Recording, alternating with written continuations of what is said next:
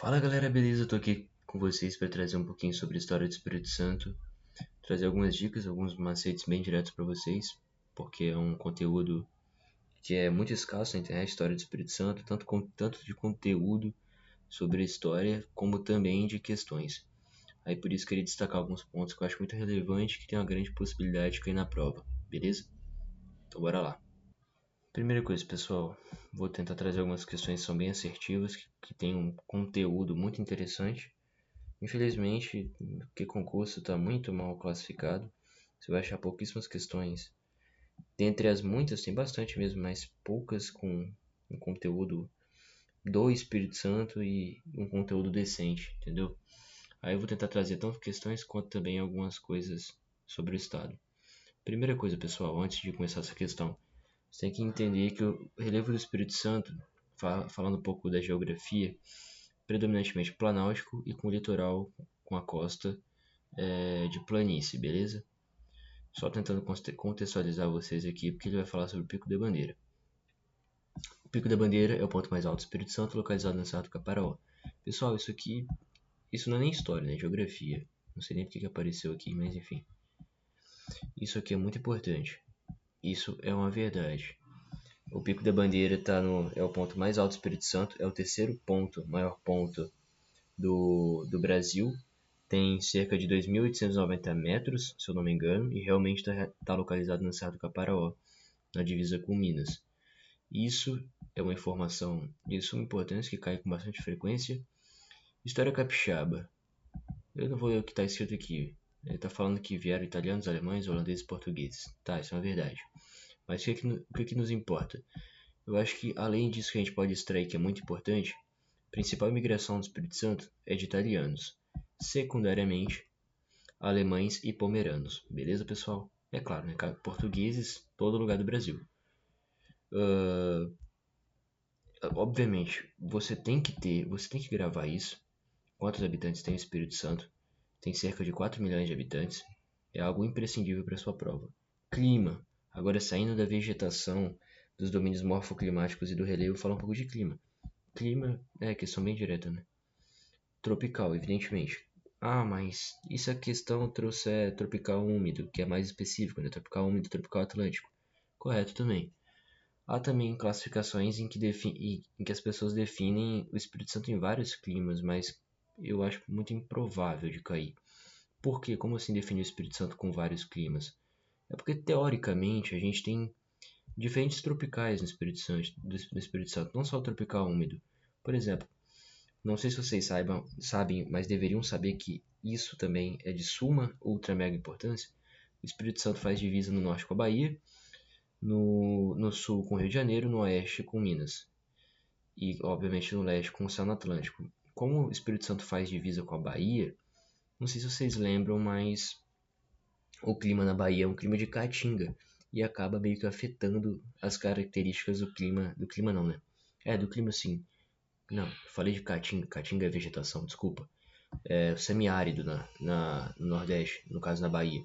O semiárido acaba fazendo presente também no Espírito Santo, na parte norte. Agora essa aqui é uma das grandes apostas que eu tenho na parte do Espírito Santo. Que claro, a questão do Espírito Santo vai cair, mas essa aqui é uma grande aposta minha, por quê? Porque é o movimento, a revolta mais importante que já teve no estado. E é pouco falado, por isso que é complicado estudar, porque é pouquíssimo falado sobre a insurreição do queimado. De maneira bem breve. Eu não vou tentar explicar a maioria das coisas que eu vou trazer aqui, mas sim apontar para vocês o que é importante no quesito revisacional e vocês que estão estudando de última hora. Insurreição de Queimado nada mais foi do que um movimento em que... Deixa eu procurar o nome do padre. O nome do Frei, na verdade. Foi um cara que em 1849, na região onde hoje é a Serra, prometeu a alguns escravizados a liberdade. Eles iam trabalhar na construção de uma igreja. Eles estavam fazendo uma igreja meio que de última hora, assim. Aí, em busca de agilizar, ele prometeu alforria para os escravizados. Enfim, nome do Frei aqui, Gregório José. Aí isso aconteceu, ele e ele acabou não alforriando, não dando liberdade para os escravizados. Aí os escravizados se revoltaram, e nisso que eles se revoltaram foram todos assassinados e mortos. Isso é evidentemente uma revolta muito importante. Quiçá eu acho que deve ser a única, talvez de grande relevância assim, do Espírito Santo. Não tanta relevância a nível nacional, claro. Em relação às datas, as datas mais importantes que é interessante decorar, claro que há várias, mas o que você tem que decorar? Em que 23 de maio, 23 de maio de 1535, foi quando o capitão donatário Vasco Fernandes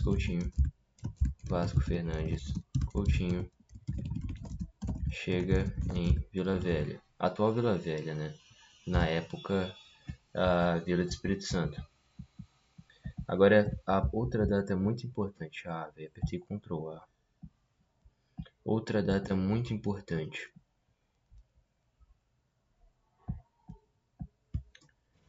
1549. Tem dia, tem mês? Não, não tem. Isso foi quando Ilha de Santo Antônio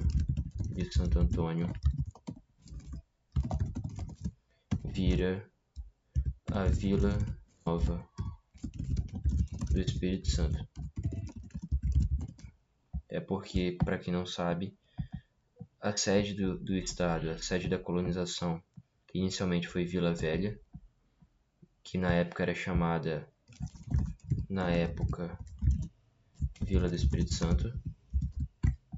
Aí depois, Vasco Fernandes Coutinho volta para Portugal, Vila Velha, Vila do Espírito Santo, vai ser destruída, vai ficar em ruínas quando ele volta para o Espírito Santo e ele estabelece a sede na Ilha de Santo Antônio, que hoje em dia é Vitória.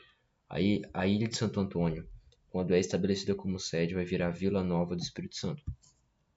Ainda assim, evidentemente, haviam muitos conflitos, mesmo com essa mudança de sede. Aí, por fim, para marcar a vitória deles, vai virar Vila de Vitória. Aliás, agora eu esqueci de botar a data exata. 8 de setembro de 1555 vai virar Vila de Vitória. Por isso que o nome é Vitória, porque é vitória sobre os indígenas e também sobre os invasores. Agora, outra data muito importante. Ainda em 1551, tá ficando em ordem cronológica, nem percebi. Ainda em 1551, a fundação da igreja e Colégio Jesuíta de São Tiago. Para quem não sabe, é o atual Palácio Anchieta. E junto com o Convento da Penha são as duas maiores construções, assim, maiores símbolos do Estado, né? Atualmente é a sede do governo estadual, o Palácio Anchieta. Outra data muito importante. Sim, essa é brutal de importante, mas antes, calma aí. 1558. Do século XVI, essa é a última. 1558 foi a data de criação do Convento da Penha. De criação do Convento da Penha, que é a padroeira do Estado, para quem não sabe. De maneira simples e breve, em 1558, o Frei Pedro Palácios iniciou a construção do Convento da Penha. Beleza? Agora, creio eu que seja a última data mais relevante. Vou até dar uma olhada. Eu acho que de relevante, claro, tem. Se você acha interessante decorar a data da insurreição de Queimados, mas eu não vejo necessidade em relação de maneira data. É bem aquilo, né, pessoal? Você precisa decorar a data? Não precisa. O interessante é você fazer igual eu estou fazendo aqui em tópicos. Você ter a data associada ao acontecimento. Aí, quando você souber, quando que Vasco Fernandes na Vila do Espírito Santo? Foi em 1535, né? Em 1549 aconteceu alguma coisa? Aconteceu. A Ilha de Santo Antônio vai virar sede do Espírito Santo. Não necessariamente decorar as datas, né? Mas os acontecimentos de maneira genérica. E esse acontecimento aqui também é um dos mais importantes da história do Espírito Santo, para mim. Não que minha opinião importe, mas é o mais importante porque isso definiu a trajetória e a história do Espírito Santo. De 1715 até 1809, o Espírito Santo fez parte da Bahia. Por quê? De maneira breve, novamente. Se vocês se lembrarem, se recordarem, perceberão que um século atrás, no século XVII, no caso, no final de 1600, foi descoberto o ouro na região de Minas Gerais, na atual Ouro Preto, que foi anteriormente a região chamada de Vila Rica. Mas o que isso tem a ver? Tem tudo a ver, porque como era muito próximo do Espírito Santo, seria muito fácil escoar o ouro através do Espírito Santo. Só que o escoamento, claro, que seria um escoamento ilegal. Aí, como uma maneira de frear isso, não só o Espírito Santo foi anexado à Bahia, como também foi proibido ao Espírito Santo construir estradas para ligar com Minas Gerais. Por isso que esse é um dos acontecimentos mais importantes, porque não freou só o desmanche do ouro pelo Espírito Santo, freou também o desenvolvimento, e até hoje em dia a gente sente um reflexo disso. Tanto é que o estado é o estado menos desenvolvido do Sudeste, né? Aí, pessoal, acabei de falar com vocês sobre o quesito da anexação do Espírito Santo junto à Bahia, e houve uma questão sobre isso, relacionada, claro, ao ouro, né? Cadê? Deixa eu ver. Realmente fala do ouro. Não, isso aqui tá errado. Falar que a capitania foi relegada a um abandono porque não tinha ouro. Não, muito pelo contrário, porque tinha ouro nas proximidades dela. No caso aqui vai falar sobre José de Anchieta, que obviamente, se não é a figura mais importante do Estado, no quesito, claro, no passado, em relação ao passado, se não é uma das mais importantes, é a mais, né? Agora, outra coisa muito importante, que eu já vou linkar isso aqui da questão com o fato acerca do Espírito Santo. Aqui ele vai falar das ferrovias. Mas antes de falar das ferrovias, eu quero falar da causa que vai anteceder as ferrovias, que é o café. Muito se fala no Espírito Santo, não sei se você que está assistindo sabe, mas o Espírito Santo, o forte do Espírito Santo é o café, tanto é que é o segundo maior produtor de café nacional, produtor e exportador, como também o primeiro no café do tipo Conilon, que é o café baratinho, né? Mas nem sempre foi assim. Aí, de maneira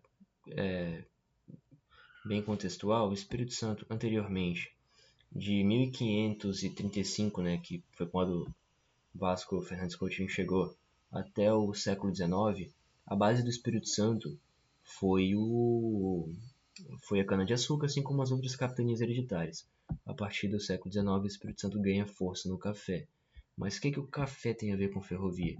Tem tudo a ver, porque o café trouxe a necessidade não só de escoar o café que era produzido no interior, e era produzido no interior do Espírito Santo, como também em Minas, né?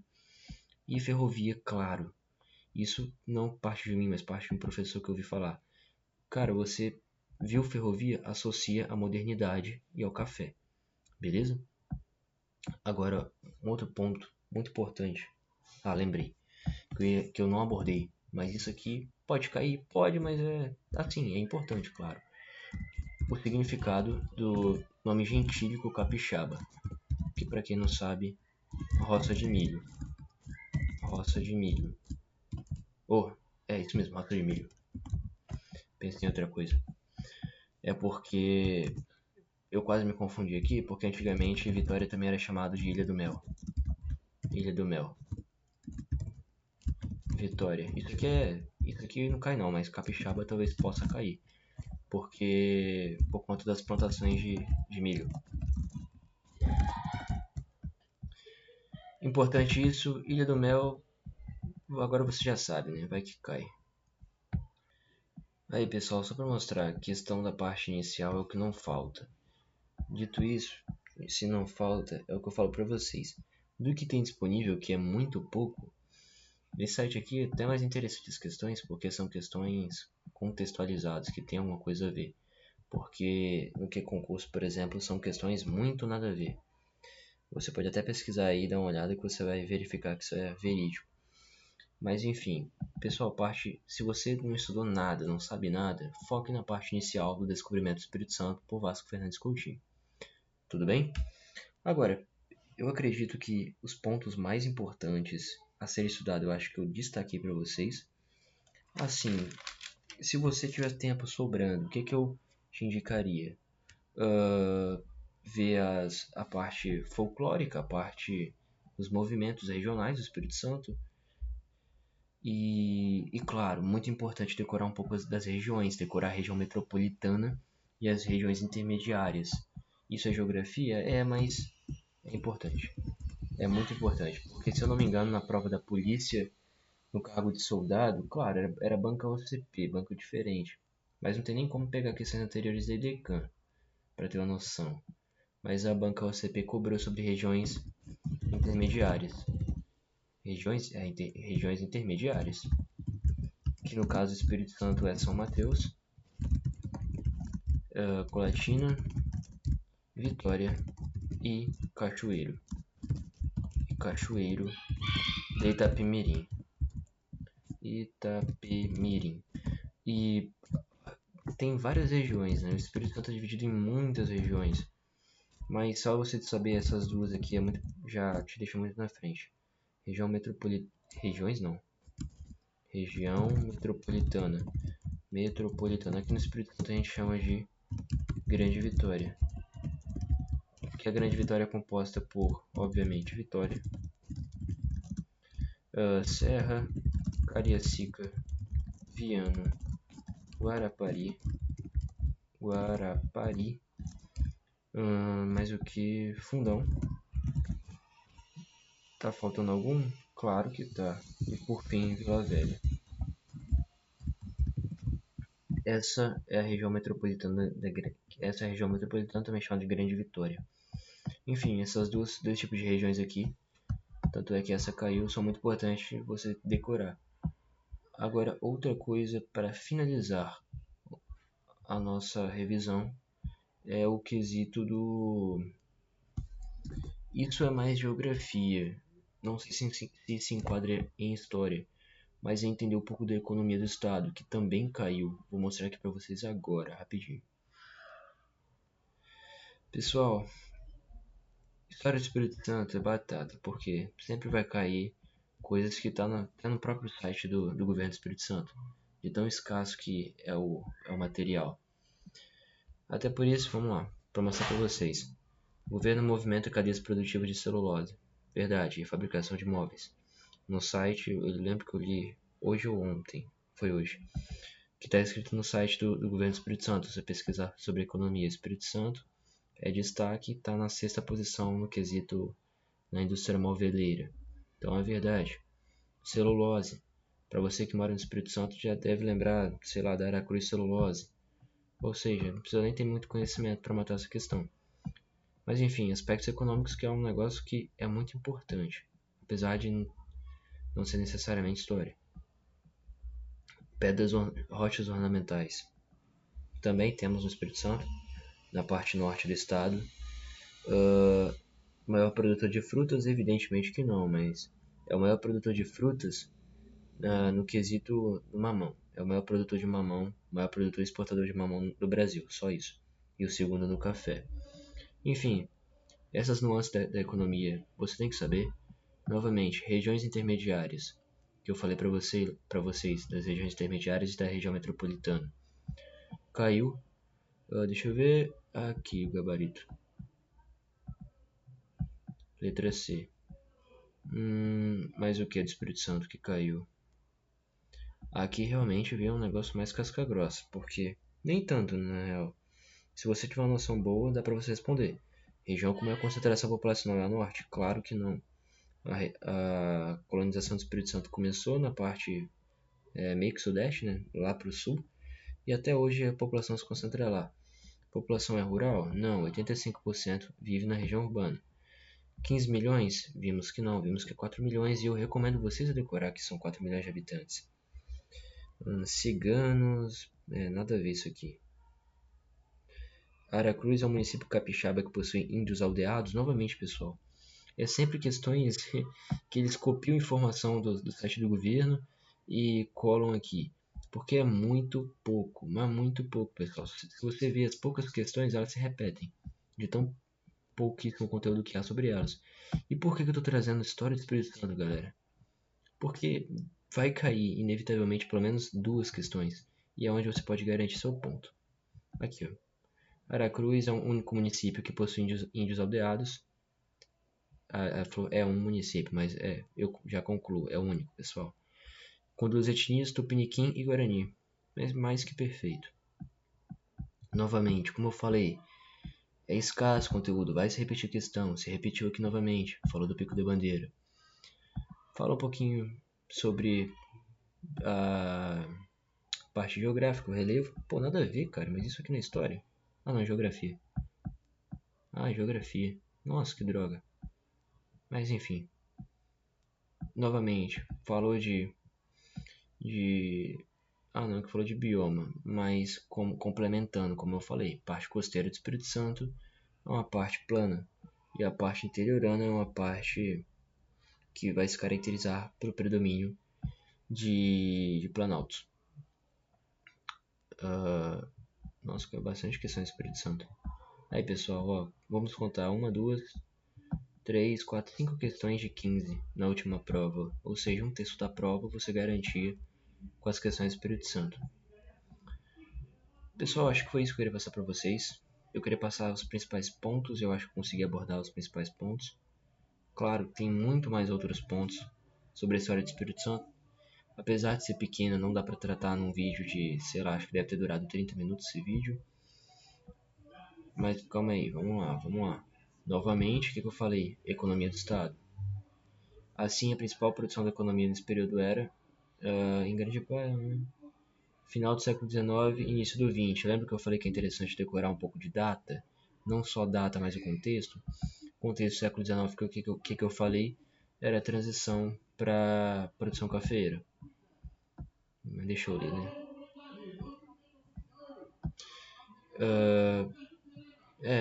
Veio poucas questões em história, veio mais em geografia. E a questão que veio em história é quase que uma questão de geografia. Beleza. Galera, eu vou encerrar o vídeo por aqui. Espero ter te dado uma luz acerca da história do Espírito Santo. Porque eu sei que é bastante difícil estudar com pouco conteúdo na internet e pouca informação. E valeu, até a próxima.